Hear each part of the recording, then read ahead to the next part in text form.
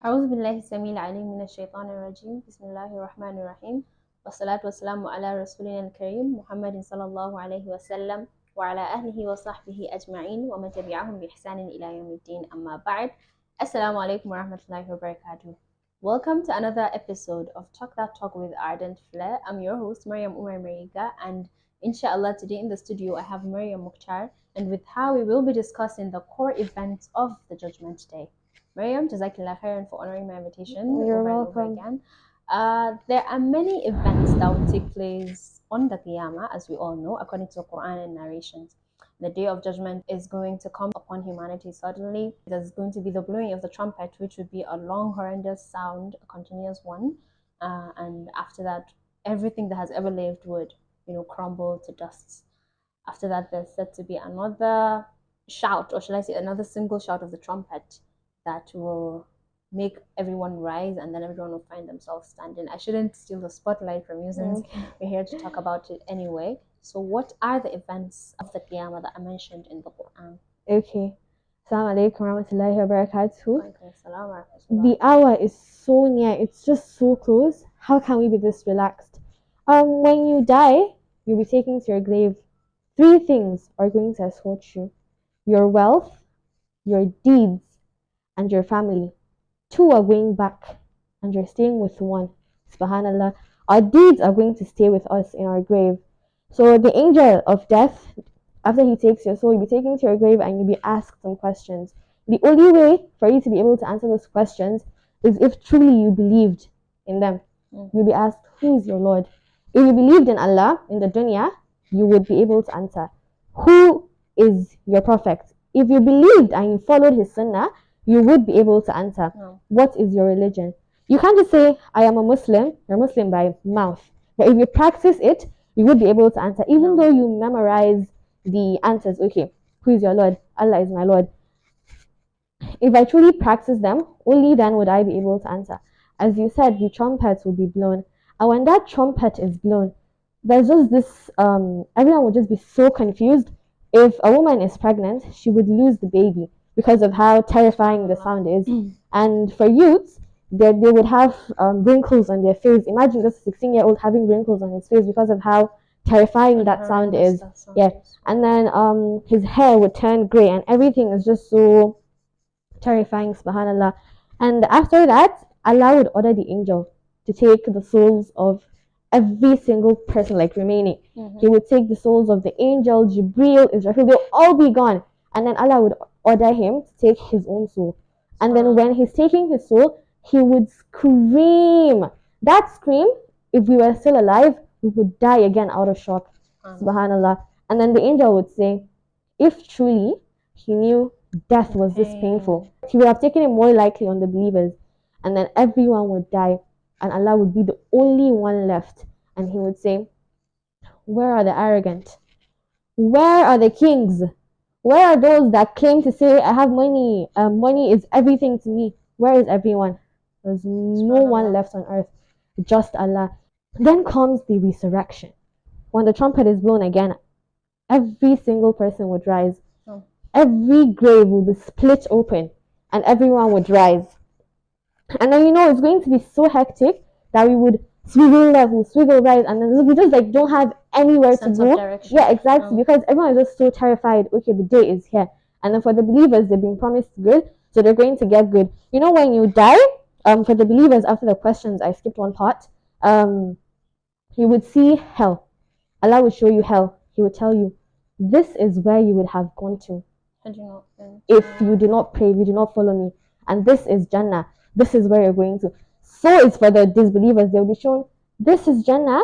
You could have gone there, but you decided to turn the other way. The path to Jannah has thorns. It has all those kind of things. Obstacles. Yeah, exactly. And then the path to hell is just so clear. There's like no obstacle. There's nothing there. So you see, we decide to, okay, I'm not going to pray. I have to go to this restaurant with my friend. Okay, it's prayer time. I'll just pray when I get home. You keep piling your salah, and you feel, okay, I'll just pray this. What if you die? Because death has no warning. It just takes you and you're gone. If we die singing, we're going to be awake. We're going to be resurrected while singing. Imagine singing when everyone is just running because of how scary it is, mountains would shatter. They would be like um clouds. A It would be like crumble of dust, dust. exactly. So this day when we're resurrected is going to be the day of reckoning. SubhanAllah. Like you said about the resurrection after the blowing of the second trumpet, Mm. it's like everyone that has ever lived since from the time of Prophet Adam alayhi salam till the last person that will be born on earth, Mm. everybody will find themselves standing, without the sense of direction. We wouldn't know where to go. Mm. And it's going to be very hectic, as you mentioned as well. And I feel like resurrection, that's like the core event of the Qiyamah. That's like it's the beginning. Mm. Obviously, for a person that has died, his own Qiyamah has started since he has left this world, since the journey of the Barzakh. And that's, I feel, the beginning of the journey to Qiyamah. But talking as a whole about the Qiyamah on its own coming upon people, it's to come upon the worst of people, the worst of mankind, subhanAllah. Subhanallah. And when the grave is raised, Allah subhanahu wa ta'ala said in the Holy Quran, أَفَلَا يَعْلَمُ إِذَا بُعْثِرَ مَا فِي الْقُبُورِ وَحُصِّلَ مَا فِي الصُّدُورِ, that does he not know when what is in the graves is raised, and then what is in the hearts is exposed. What has been concealed in the hearts becomes exposed. And that's like the day of Qiyamah, subhanAllah. Everything that we've ever hidden that's been concealed in our hearts would be brought to the open. And obviously now, should you be passing nearby maybe a graveyard or something, and then you just see it split open, you would, Subhanallah. I think you would also die at that moment from shock. Literally. So Mm. to think that Allah subhanahu wa ta'ala has the power to do that, to resurrect the dead from its position, is something that signifies the existence of Allah subhanahu wa ta'ala. And the Prophet ﷺ has already told us about these things, and this also justifies and exemplifies that the Prophet ﷺ was actually, he lived, he left his legacies, and he left these things for us to share amongst ourselves as well. Mm-hmm. And we're told that the punishment of the grave, No. it's so intense that for the believers, when the punishment comes, our prayer stands up and it shields us. It say, "Go away, I am here to defend you." And then when it comes from this side, our zakah, our sadaqah, our charity is just here to defend us. And when it comes from this side, our prayers is just like here to defend us. And then when it comes from this side, our fast is there to defend us. No. And we're told that fasting, only Allah knows the amount of deeds you get, like the amount The of reward, the no. reward, yeah, you get when you fast. So when we're going to be gathered, there's this field where everyone is going to be gathered. We're all going to be the same age, subhanallah. As you said, everyone that has ever lived on earth, even if you spent a second, you would be there waiting for judgment. And there's this veil that has been placed in our eyes that we cannot see some certain things, because if we see it, we'll just die out of shock. So on that day, that veil would be lifted. And imagine, we would see jinns, we would angels. see angels, we would see everything. Yeah. The sun is brought down. It would be boiling our brains.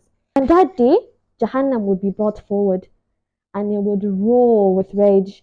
It would say, "Where are the people I am going to eat?" And for the believers, we would be brought down with the angels that have been with us throughout our lives. They would be there. They would testify either for us or against us. Subhanallah. They will not be among the people that the angels will testify against us. Talking about the gathering of the day of Qiyamah, the standing where the sun will be brought down, like the Prophet ﷺ told us that the sun will be brought down only a mile away from people, and we will all perspire according to our deeds. So depending on how sinful you've lived your life in the dunya, some people would perspire up to only their ankles, some to their knees, some to their hips, some to their waist, some to their navel, some to their chest, some would drown in their own sweat, subhanallah. And some people would not even be given the chance to perspire at all. May Allah make us among those people, because they will be shielded by Allah subhanahu wa ta'ala. And Allah subhanahu wa ta'ala has a shade for 7 categories of people on this gathering of Qiyamah. And these people are, firstly, a just leader, someone that has been given authority, someone that took his responsibilities and did justice to his tasks and did not cheat, did not embezzle money, these kind of things. And the second category of people is someone that, when remembering Allah, shed, tears like from the bottom of his heart. And another one of their category is two people who, either friends or a couple or anything, that love themselves for the sake of Allah. Like there's this kind of thing that when you do something for the sake of Allah, you can either love someone for the sake of Allah or dislike them for the sake of Allah. It depends on who they are to you. But two people loving themselves for the sake of Allah would be shielded, not just you, not it being one-sided. No, both parties involved, and both parties would be shielded on the day of Qiyamah. And then someone that gives charity such that his left hand doesn't know what the right hand gave, and that the right hand doesn't know what the left hand gave, so it's in secret. Somebody that gives secret charity, maybe like at night or something like that kind of thing. Yeah, he's not doing it for people to see. Exactly, he's not doing it for the eye service that people would see. And then the next category is a person whose heart is attached to the mosque. Somebody who loves the mosque, somebody who is always in the mosque before the time for salah, someone who is, in haste to be near Allah, because إن المساجد لله فلا تدعوا مع الله أحدا, that the mosque is a house of Allah. So someone whose heart is attached to the mosque, is attached to the house of Allah, would also be shielded on the day of Qiyamah. I think I've mentioned like 5. Then another one is a person who was tempted to commit sin and remembers Allah subhanahu wa ta'ala, and then he thought differently. Like, for example, now you're tempted to commit sin with the opposite gender or something like that, and you remembered Allah and then you denied, or you decided not to. And then we're told that we would get reward for not doing it. Exactly. So you see, you're getting the reward for not doing it. Inshallah, you'll be shielded on the day of Qiyamah as well. So I think that should be 7. So these people will be shielded from this perspiration that will be going on, the sweating and all. And subhanAllah, no matter the little amounts, even if you perspire only to your toes will be punished. Because the parts, if it's you're completely submerged, you just know that the punishment is for the whole of your body. But may Allah not even make us have an inch or a centimeter or a milliliter, or no matter how little the skin of our body is, because subhanAllah, the punishment of hell is not even something that you can imagine. 70,000 times worse than the fire of this dunya. SubhanAllah. If we miss one salah, we're going to spend, I think, 70,000 years or 80,000 years in hell. And then one day of this world is nothing compared to a day in the akhirah. That brings us to our record of deeds. We have angels on our shoulders writing our good deeds, and angels writing our bad deeds. So whenever we do a good deed, the angel quickly writes it down, like no matter how little it is. And then there's this angel here on the left side. If you sin, he waits a little, waiting for you to turn to Allah and ask for forgiveness, because Allah says, "Oh, my servants who have transgressed, turn to me, ask for forgiveness, and I would be there to forgive you." And then when we're collecting this record, the believers will collect it from the right, and then the disbelievers from the left. And then those that decide to maybe hide their hands behind their backs, it would drop from behind, and then they would collect it from behind. And we get our book of deeds, and then we're just begging Allah to send us back to the dunya, to just do one little good deed that would add to it. Allah would tell us, no, our mouth will be sealed, because we're just there, trying to testify and say, no, that's not how it happened, and the mouth is known for always lying. Yes. So we're told that our mouths will be sealed and our organs would speak. So if I did maybe a good deed with this hand, it would speak for me on that day. Oh Allah, I did this. You get. And then if I see something haram with my eyes would speak. Oh Allah, I saw this, I did this. If I heard something, my ears would speak. If my lungs inhaled something wrong, they would speak, not my mouth, because the mouth always wants to lie. And some people, okay, when we just see this person, he's just always doing good deeds, and then we just be like, subhanAllah, this person is going to Jannah. And then on that day, maybe he was doing it here for people to talk and say, okay, that person, he always gives sadaqah, he always goes to the mosque, he always did this, he always did that. And then we do not know if we have sinned in the dunya. Like there are some things that you would do unconsciously that you would not know you did it, and then it's wrong. So on that day, when we're brought forward, our good deeds will start to fade away. Allah will just blow them away because we did something wrong. So little by little, our record will keep going back keep going back, keep going back. So maybe it's like almost empty because we don't know who we have harmed. Maybe I was in the market and then I stepped on someone by mistake and then I didn't know and then the person just looked at me and it's on Judgment Day. And then that person he kept me in his heart and then he would definitely report me on Allah because we're told that if we see our parents, we see our siblings, Surah Abasa, we would run away from them because no one wants to take min akhi wa ummihi wa abi. No one wants to give maybe their parent just one little prayer, exactly. And then in the grave, if, as I already said, if you do a bad prayer, it would come like this has this terrifying look. It comes trying to scare us. And then some people astaghfirullah, like disbelievers, you don't know what you have done. Maybe the graves, you see snakes, you see serpents. So that's just the punishment of the grave. We have grave punishments, and the punishment in the hereafter is just so intense that you cannot even think of it. That brings us to the scale of deeds. So when it is weighed, there's some people that okay, you have good deeds and then it goes like this, right? Good deeds always weigh heavier. Yes. And then we're told that even if a good deed is as small as a mustard grain, as small as a mustard seed, it would be added to our book of deeds. And then maybe I wronged you in the dunya, astaghfirullah, on the day of judgment, you will go to Allah, Ya Allah, she did this to me.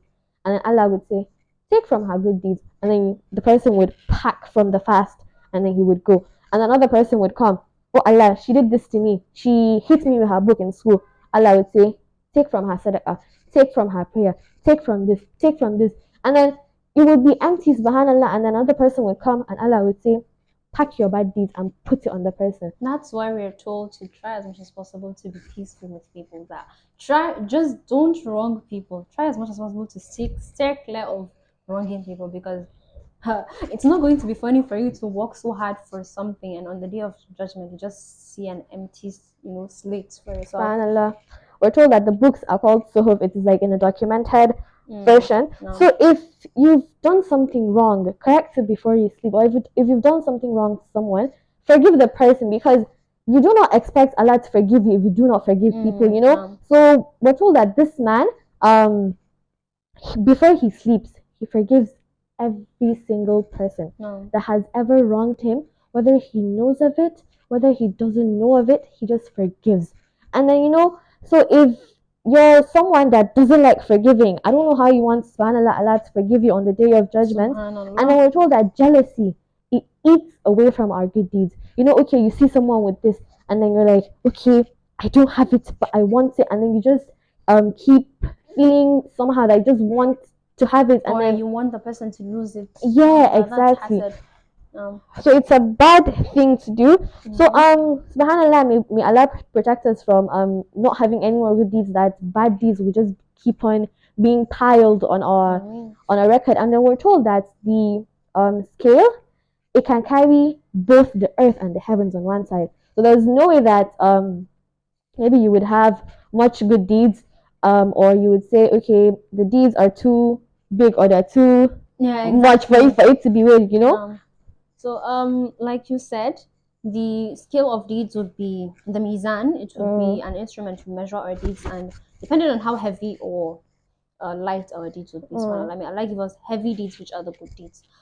With this, I'll go on a short break.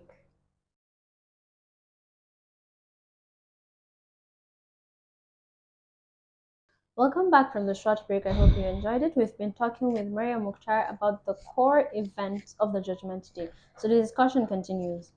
There's a verse in the Quran where Allah subhanahu wa ta'ala said, وَنَضَعُ الْمَوَازِينَ الْقِسْطَ لِيَوْمِ الْقِيَامَةِ فَلَا تُظْلَمُ نَفْسٌ شَيْئًا وَإِنْ كَانَ مِثْقَالَ ذَرَّةٍ مِنْ خَرْدَلٍ أَتَيْنَا بِهَا وَكَفَى بِنَا حَاسِبِينَ. So basically, this verse is like giving glad tidings to the doers of good and a warning for the transgressors. It tells us that our actions will be rewarded, and punished without any defects or reductions. So if you do good, even if it's mithqala dharra, that's as small as the weight of an atom, it will be rewarded, and if you do bad, it will be punished accordingly. So the scale of deeds, the mizan, is, like we said, the instrument to measure our deeds, and the other instruments that could be used let's say for the intercessors for us, and those are the Prophet sallallahu alaihi wasallam, and Sallallahu alayhi the wasallam. people who have memorized the Quran will be given also the Mm. right to intercede for people. We know that a small child would be able to intercede for his parents on the day of Qiyamah as well. So we're told that those people that have been bankrupt because all their deeds have been gone, they will be dragged on their faces to Jahannam. Subhanallah. SubhanAllah. After Jahannam is there, it's roaring, it's ready with rage, it's there ready to eat people because that's what it has been waiting for. The intercessors and those that would be accounted for, we're told that it's not so easy for the disbelievers to account for what they have been doing. But as for the righteous people, accounting would be much, much more easier for them. The book, it is attached to our neck because that is the only limb of the body that someone cannot survive without. Yes. I remember the verse as well. كل إنسان ألزمناه طائره في عنقه ونخرج له يوم القيامة كتابا يلقاه منشورا, that the record of our deeds is actually attached to our necks, and it will be removed on the day of judgment. It's like attaching a camera, a spy cam, to your neck, inside your neck, that sees every deed, and there's no way that a person can say that I didn't do this when that record has already been hence the reason why our mouths will be sealed. Exactly, because the record is already there. And I know when we die, the moment we die, like all our deeds are cut short, except for Asad Jariah that would keep on like giving us good deeds. And then our righteous children, inshallah, they will keep praying for us. And then when you die, like all your wealth, all your cars, all your money, all your everything, like it's just gone. Actually just gone. So talking about on the Sirat and entry of Jannah or hell, subhanallah, the Sirat is actually a long bridge. It's as thin as a strand of hair, but sharper than the edge of a sword. We're told that the angels are there. They keep sharpening it like till the day of judgment. So imagine how piercing is going to be to our feet. We're told that there are classes of people that would cross the Sirat. The first group of people, they would cross like lightning, like so fast. They would just like cross it. And then the second people would cross like the wind. The third people would cross like the fastest horse, and then the fourth group of people would cross like the fastest cows. And then the rest would just keep passing, and then the angels would keep saying, "Oh Allah, forgive them. Oh Allah, forgive them." We're told that every single person, like no matter who you are, you must cross that sirat. And then the sirat, people would fall, and then they would be there forever. And then when some people underneath is hell. Is the hell. So if they fall, they enter it. There's darkness that would befall that arena, and that darkness would only make it more difficult for people to pass. But for the believers, the parts of their body that they wash during ablution would be the lights that would help them pass and cross the bridge, inshallah. To kind of wrap this up, there are basically 10 groups of people on Qiyamah. We've been talking about the groups of people that will be crossing the Sirat, the groups of people that will be there on the gathering itself. And these people are from the Prophet Sallallahu Alaihi Wasallam. And we all know that the Prophet Sallallahu Alaihi Wasallam will be the one to beg Allah Subhanahu wa Ta'ala to begin the reckoning. Yeah, we're told that on that day, no one would be able to face Allah because of how angry He is. Exactly. So the Ummah, they would go to Prophet Adam, and then they would say, "Yeah, Adam, like come and talk to Allah for us, come and intercede for us." And then Adam would say, "No, I ate from a tree that Allah prohibited me, and then I was sent out, and I know ever since Shaitan, he promised to misguide the whole Ummah. And then Allah said to him, if you misguide them, I would keep forgiving them so long as they turn to me."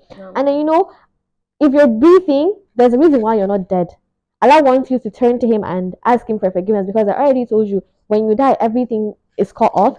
So at that point, when you're still breathing, you have the abundance of time. So just do the good thing. Do the good things you can do now, because when you die, it's like the end. Like there's no coming back, and then everyone is just running away from everyone. So at the end, after going to a lot of prophets, none of them would be able to go except for Prophet Muhammad sallallahu alaihi wasallam, who would go and beg Allah. Allah subhanahu wa ta'ala will ask the Prophet what does he want, that he would give it to him. And that's how we, the Ummah of the Prophet, even though we came as the last Ummah of all prophets, will be given the liberty to, be reckoned first. And these 10 groups of people that I was mentioning earlier on Qiyamah would be from the Ummah of the Prophet. They'll be distinguished from others, and they would be brought in different forms. So the first group, some of them will be brought, subhanAllah, in form of monkeys, and they are those who spread mischief, lies, and rumors about people. And the next group of people will be brought as pigs, and they are those who made money through unlawful means. And the next group of people, that's the third one, they will be brought upside down, and they're moving on their faces, like they're dragged on their faces. And there are those people who took riba, that's interest on money. And I think a lot of things are happening nowadays that's leading people to be eating riba. Like there's so much, the Bitcoin, all these kind of things. You know that you're not supposed to. I mean, where is the money coming from? You don't know what means it's coming from, subhanAllah. And the next group of people, they'll be brought deaf and dumb. And there are people who have who are like conceited and arrogant and so full of themselves. Then there will be people that will be brought chewing their own tongues.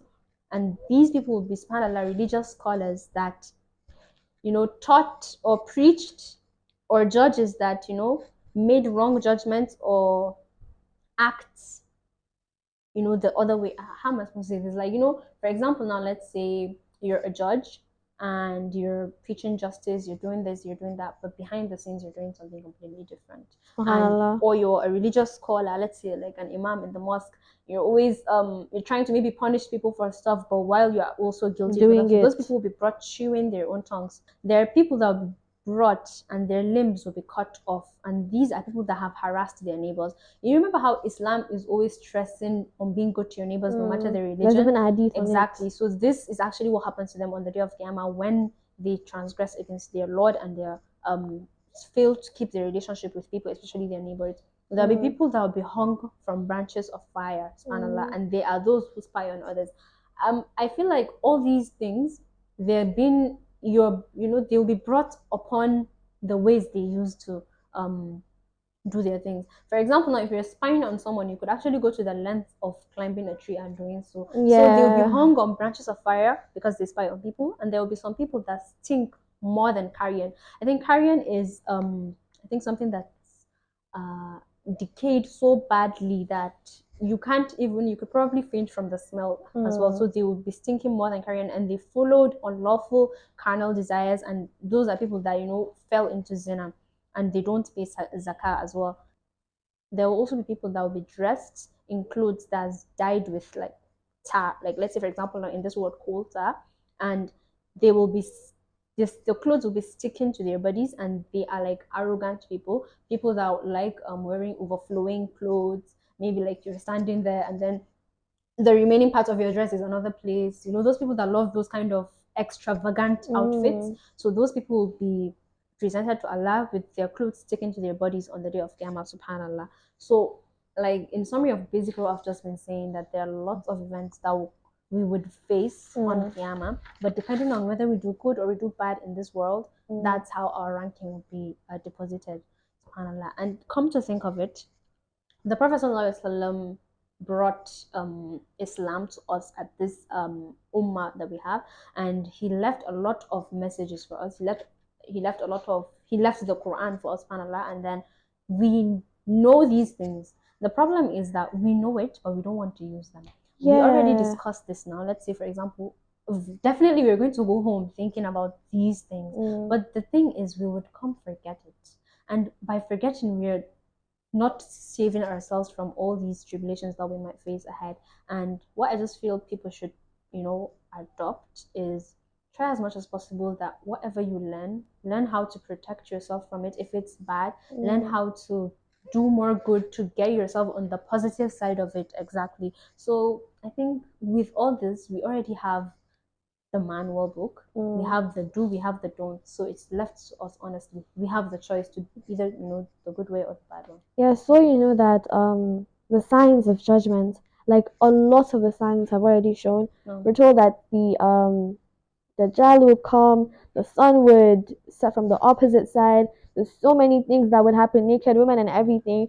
And then we're supposed to go to the graveyard, so we would see that okay, this is where we're going to go, like when we die. So we would remind ourselves, okay, if we die, we're just going to be us and our deeds in the grave with our prayer. So imagine like someone prays a very bad prayer, it would come carrying them. And then when you die, no one would stay with you. And then it's just like so dark. And for the believers, their graves would be expanded to the point where their eyes would be able to see as far as it goes. And there would be there's this window, and then they would you'll be shown the house, and then there's the house in Jannah is just so magnificent. I mean, words cannot describe it. And then Jannah is just this awesome place where you would just be sitting down. I want to eat chicken, and then you just see the chicken. Oh, I want to see Maryam, and then I'll just go and see Maryam. Oh, I want to drink coffee, and I'll just see coffee. So we just keep thinking, okay, this is going to happen. If you do not do good things, and then it's going to happen, and then it would definitely happen, because kullu nafsin za'iqatul maut, every soul shall taste death. The Prophet died. Who are we? Would definitely die. Yeah, surely die.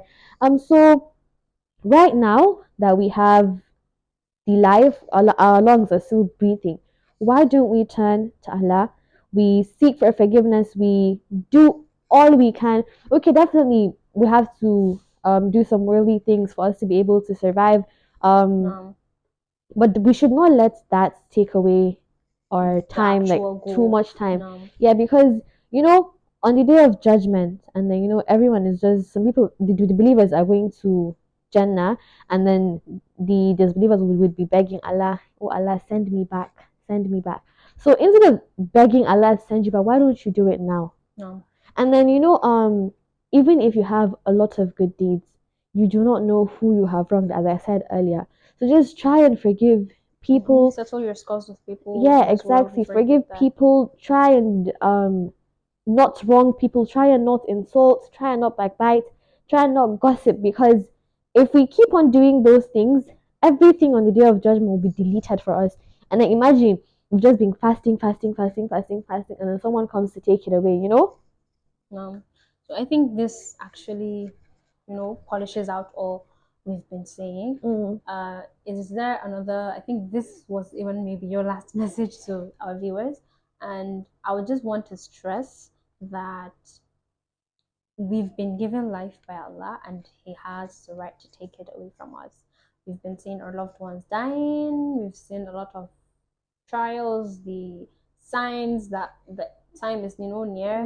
We've seen them, and there is some that are yet to come, and we all know how we should by now protect ourselves from these things and keep our strides in the positive side of life as well. So we should just try as much as possible to be good Muslims. Yeah, and then there's some like little things that you would be doing, like some little basic things like wearing the hijab or covering your hair.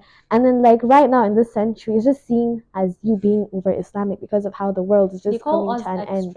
I've faced that a lot. Yeah, so people calling you extremists because they feel you are doing too much of the thing. You can never do too much of the literally. And then those are like the basic things. And then you're just sitting somewhere, and then you're just reciting Quran, because we're told that there would be a time that all the writing on the Quran would vanish. It would just disappear. Imagine the fitna. Well, I think we've covered this.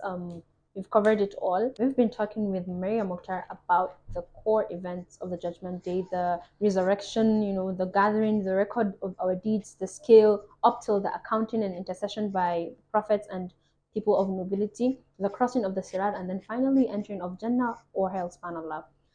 This topic is, I chose it to be the last episode for this season because I feel we should constantly remind ourselves that death is actually real. We see it every day. People die and people are born, but still we will all go back to Allah subhanahu wa ta'ala.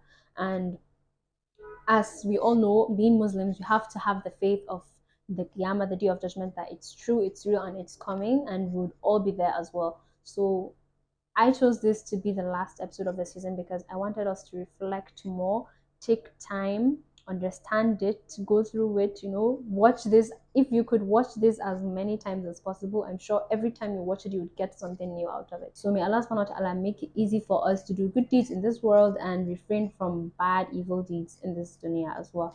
So I'll see you in the next season. This is Talk That Talk with Ardent Flair. And on behalf of myself and my guest, Assalamu alaikum wa rahmatullahi wa barakatuh.